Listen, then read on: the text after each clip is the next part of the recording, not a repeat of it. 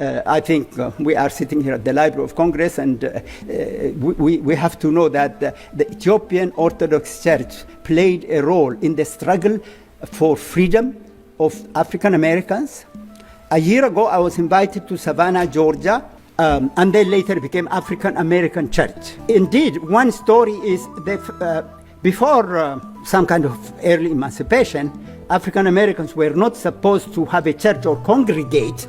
They feared that they might cause a rebellion, and therefore they used to go to other Christian churches and sit at the back. But the first church in 1799 was actually named the Ethiopian Baptist Church. And I understand there's a very benevolent white farmer who kind of let his workers have their own church. And this early church, which was called the Ethiopian Baptist Church, evolved into African Baptist Church.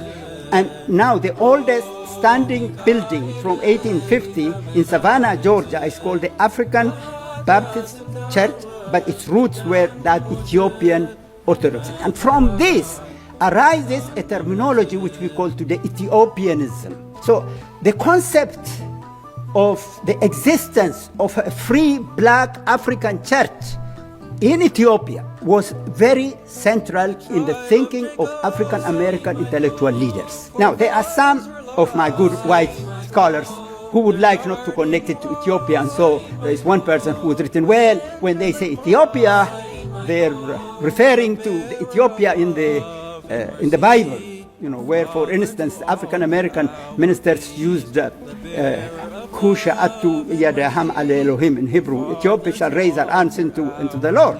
And that was a theme of a lot of African American preachers. So some people have said, well, they were thinking about the Ethiopia in the Bible. We can disprove that theory just by pointing to the fact that the Abyssinian Baptist Church, which, by the way, in New York now is one of the biggest churches, goes back to 1807.